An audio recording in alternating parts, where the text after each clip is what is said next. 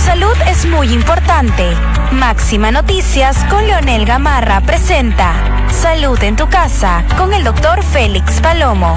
Muy bien, correcto, ya estamos con la presencia del doctor Félix Palomo. El tema, atención, el tema a tratar el día de hoy, la presión silenciosa como la hipertensión daña sin avisar. ¿Cómo está, doctor? Bienvenido. Muy buenos días, Leonel. Ya estamos por fin en el mes patrio. Sí, ya estamos julio. Ya julio, en el mes patrio. Creo que es muy emotivo para todos nosotros lo que queremos a nuestro país. Bueno, el día de hoy, como todos los jueves, vamos a hablar sobre la presión silenciosa. Mira, verdaderamente, cuando nosotros hablamos de hipertensión arterial o presión alta, como la gente lo quiere llevar, la tensión alta, a veces resulta tan banal y dicen, todo el mundo sufre de presión alta y todo el mundo lo tiene, pero al final todo he tenido antes, pero ahora ya no lo tengo, y hay conversaciones así, ¿no? Pero podría decirle que es la responsable de la mitad de las muertes en el mundo, ¿no? La verdad que cada vez vemos ya no solamente que la presión afecta a los adultos, sino cada vez vemos más jóvenes de 30, 40 años con presiones de 150, 90, ¿no? O 15-9, le dice, 15-9. El problema es que esta presión no duele, no arde, no pica, y cuando finalmente duele, o sea, cuando hay un infarto o un derrame cerebral, ya es tarde para prevenir, ya no podemos prevenirlo, solo queda tratar las consecuencias. Hoy día vamos a enseñarles a detectar, controlar y cómo convivir con la presión alta sin que ella les gane la partida.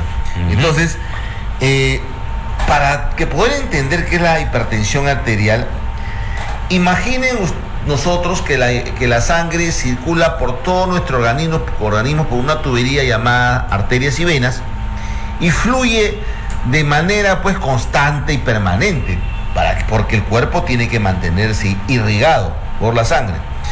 Entonces, el motor que impulsa esa sangre, ¿no?, es el corazón.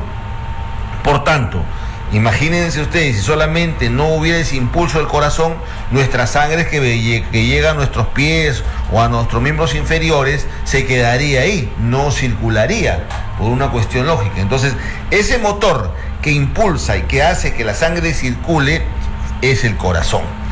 El corazón tiene una constante que dice, hoy día voy a lanzo, pero voy a bombear de manera constante. Pero cuando este motor, que es el corazón, empieza a bombear de manera más fuerte, las paredes, en este caso, para el ejemplo, las cañerías, comienzan a debilitarse o endurecerse para poder soportar esa presión que está teniendo, y comienza ahí las dificultades. Entonces, esa es la presión alta. Uno dice, la presión alta es cuando el corazón comienza a lanzar la sangre de una manera más fuerte, y eso va dañando, va endureciendo las arterias. Entonces, este bombeo resulta ya dañino por alguna patología o por algún problema que tengas en el corazón, o en todo caso en las paredes arteriales. Yeah. Cuando esto se esfuerza, es demasiado alta y es de forma mantenida, ya le he dicho, se van endureciendo, se van dañando, como si por dentro estuviesen rayando una lija estuviera rayando esa sangre que pasa, va rayando, y de ahí comienza ya que nosotros comenzamos a tener ya dos cifras: la presión sistólica, que es la máxima, cuando el corazón bombea la primera, ¿no? Es la presión cuando el corazón late y expulsa la sangre. Normalmente debe ser menos de 120, ese se llama la sistólica, y la otra, la diastólica, que es la mínima, que es la presión cuando el corazón se relaja entre un latido y otro latido. Normalmente debe ser menos de 80. Cuando tenemos consistentemente cifras de 140, 90 o más, o 14,9 o más, hablamos de hipertensión arterial. Y ojo, cifras entre 130, 85, 139, 89, ya podemos nosotros decir que estamos con una prehipertensión, y es una alerta para empezar a cambiar hábitos. Entonces, hemos hecho este marco para que la gente pueda engancharse, y vamos acá con un ejemplo. Hace un poco atendí a un paciente, se llama Pedro, es un ingeniero de 38 años, llegó a Clínica MAT porque su esposa le compró un tensiómetro, ¿no? Ahora los tensiómetros están al alcance del bolsillo, son digitales, lo puedes pedir por cualquier plataforma y te da por 50, 60 soles, te llega un tensiómetro. Entonces, le compró a su esposa y en el tensiómetro le dio un valor de 155.95. No es el cargador, hay que cargarlo bien, dice, ¿no? Pero él no sentía absolutamente nada. Y llegó a la consulta y me dice: doctor, mi esposa me ha traído, pero yo estoy bien. Todos los viernes, los sábados y domingos voy a mi pichanga, juego fútbol.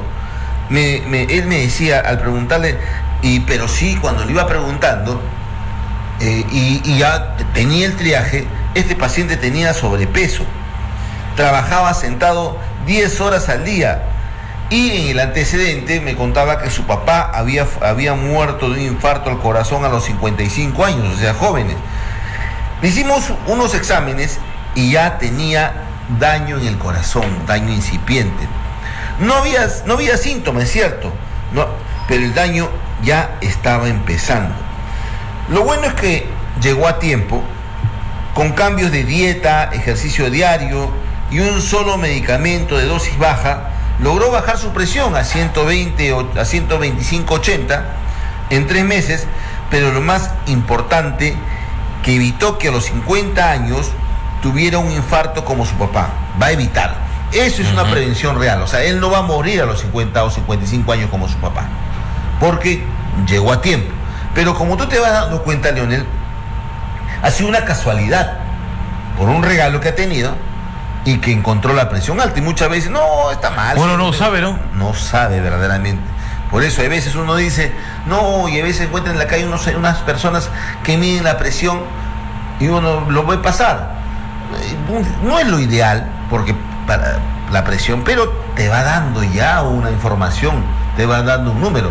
De pronto tú encuentras como don Juan, que encontró 155/90, y con más acuiciosidad vas a poder ver si verdaderamente en un control posterior esa presión se mantiene, ¿no? Entonces, recordar que muchas veces como ser humano nosotros vemos enfermedad solamente cuando hay síntomas, cuando hay dolor, ¿no? Pero cuando nosotros no tenemos dolor, cuando no hay ni un fastidio, decimos que estamos sanos. Ahora, doctor, yo he escuchado también el tema de la presión alta, presión baja, es porque hay antecedentes familiares. Claro, los antecedentes familiares son muy importantes, Leonel, muy importantes. Saber de que hoy en día pues ya podemos, antes, por ejemplo, las personas que tienen 70, 80 años o de 60 para arriba, es muy difícil que te digan de que ha muerto su papá, porque antes morían y no había tanto avance en la medicina. Claro. Pero ahora sí ya tenemos, ahora sí los más jóvenes ya saben de que fallece papá, fallece mamá. Y es la otra parte muy importante. Muchas veces nosotros, nuestro familiar muere por cosas desconocidas y nos resistimos a que le hagan la necropsia. Nos resistimos. También. No, ¿cómo me van a abrir? Mueven influencias, llaman y llaman para que no le hagan la necropsia, ¿no?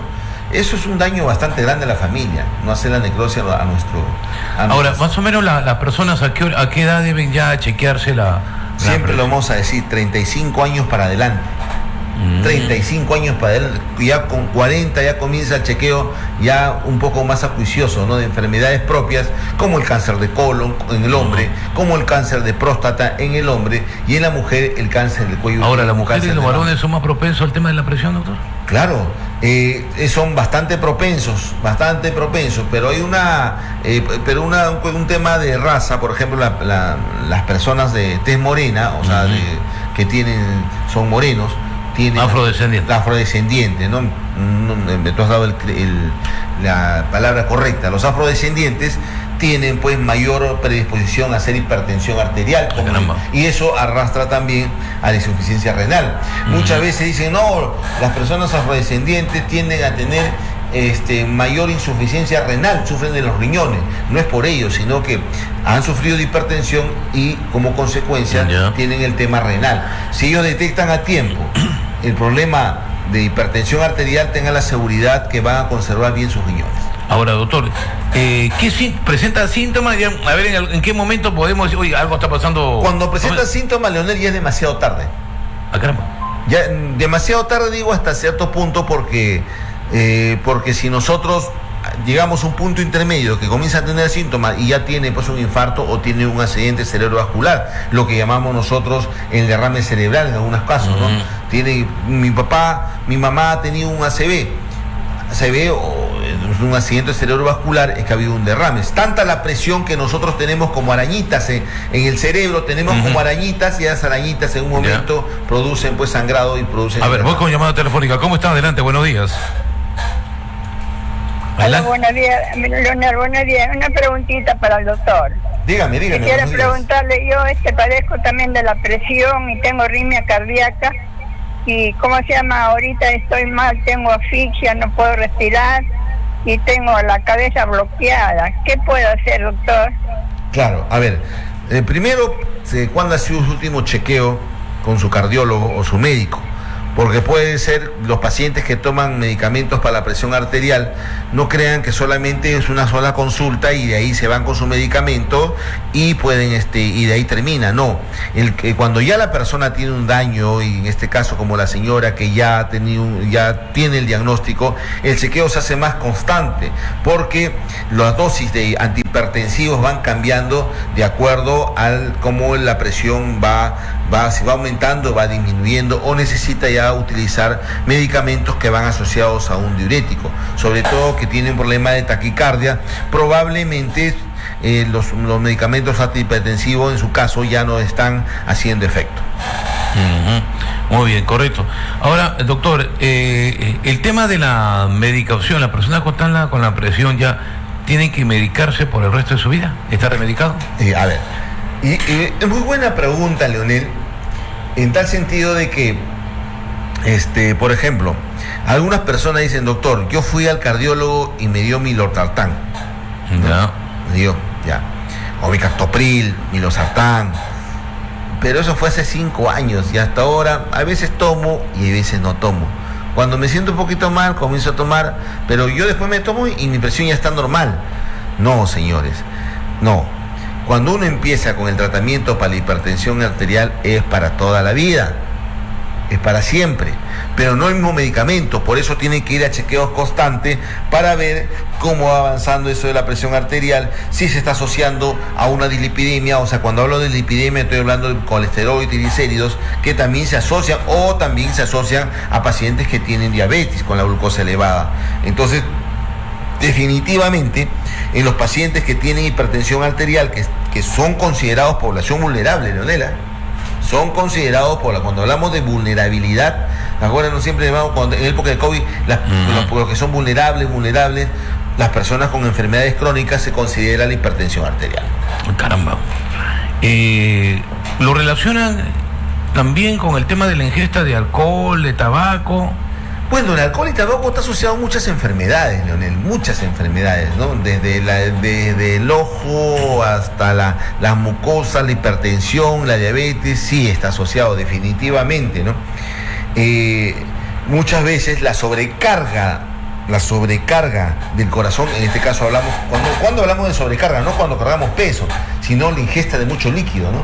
Hay personas que la ingesta de mucho líquido, cuando tú tomas sus cervecitas, ¿cuántas cervezas tomas? No vas a tomar una, ni dos, ni tres, ¿no? Depende de la reunión, claro. Ya algunos ya toman pesas hasta caerse, ¿eh? Claro, entonces es un diurético, ¿no? Es un diurético, produce muchos cambios en nuestro organismo, ¿no? El sodio, potasio y todo lo demás, y eso afecta hasta cierto punto directamente al corazón.